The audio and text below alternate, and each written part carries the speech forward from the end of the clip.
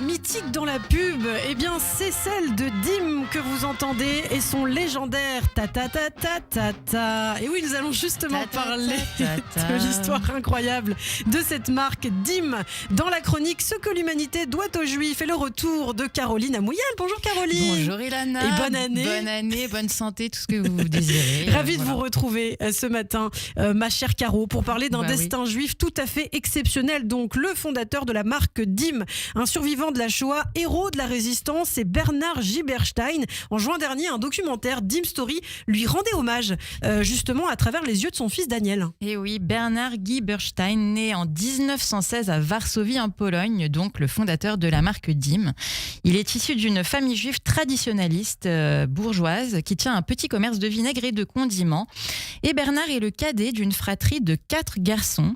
S'il bénéficie d'une éducation religieuse et parle parfaitement le yiddish à la maison, il apprend également le français au lycée, ce qui lui permettra d'étudier par la suite en Belgique pour ses études supérieures, car elles lui sont interdites en Pologne. Et il passe donc son diplôme d'agronomie en 1939 en Belgique. Mais il rate son examen, Bernardo, et se voit contraint de rester en Belgique pour se présenter à la session suivante. Un rattrapage qui lui sauvera littéralement la vie, en fait. Et oui, figurez-vous, Ilana, que nous sommes à l'été 1939 et cette année-là, Hitler envahit la Pologne, entraînant la déportation et l'extermination des parents de Bernard et 2 de ses frères, bien que lui n'ait jamais su comment ils ont été assassinés. Lorsque la Belgique est à son tour envahie par l'Allemagne en 1940, le jeune homme change de nom et intègre l'armée polonaise en exil. Avec son bataillon qui combat aux côtés des Français, il passe en Suisse avant d'être interné dans un camp de réfugiés, mais il parvient à s'évader et en 1942, il rejoint la résistance en devenant passeur chargé de transférer des familles juives françaises en Suisse. Bernard Giberstein a ainsi sauvé des dizaines de personnes, même s'il fut arrêté une première fois en 1942, puis à nouveau en août 1944, il est de nouveau arrêté par les Allemands à Chambéry. Et oui, 18 amis sont fusillés avant lui devant le peloton des exécutions. Alors que c'est bientôt son tour, les officiers apprennent que les forces françaises de l'intérieur sont en train de libérer Chambéry. C'est la panique dans les rangs allemands et l'opération est suspendue. Bernard est sauvé in extremis. Il s'engage ensuite jusqu'à la fin de la guerre dans les forces françaises intérieures, recruté comme agent de renseignement. Puis Giberstein revient en Belgique, effectue sa dernière année à l'école d'ingénieur d'agronomie et obtient son diplôme en 1946. Et à la fin de la guerre, Bernard découvre donc avec horreur le sort tragique de sa famille, une blessure en fait dont il ne se remettra jamais. Et oui, et peu après, il rencontre aussi sa future femme Sarah, une survivante comme lui, arrêtée par la Gestapo à Nice et transférée 8 mois durant à Drancy et qui n'a miraculeusement pas été déportée.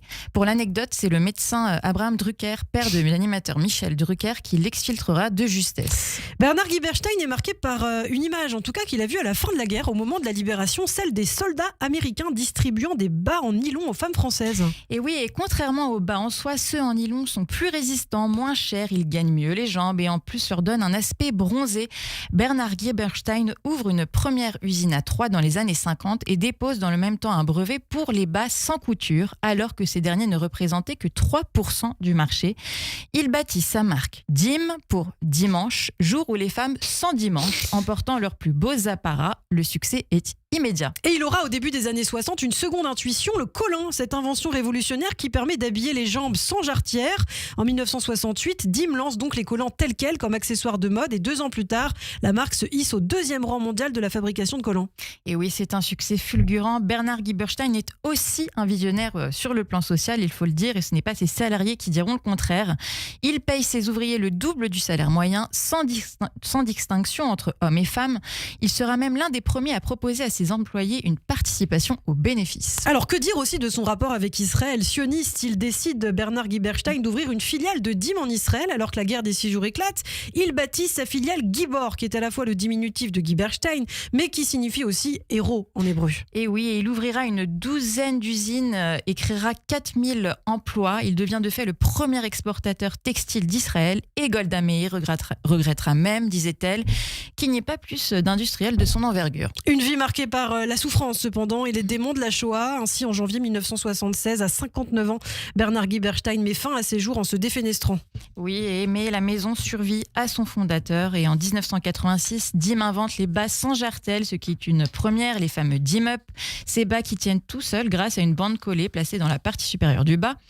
Aujourd'hui, la marque propose toujours des produits innovants à destination des femmes, mais aussi des hommes et des enfants, en créant notamment des maillots de bain, des vêtements de nuit, mais également des boxers pour les garçons et des brassières pour les jeunes filles. Eh bien, merci beaucoup Carolina Merci, Mouyal. Lana. Un hommage ce matin à Bernard Giberstein, le fondateur juif de la marque DIM. À la semaine prochaine. À la semaine prochaine.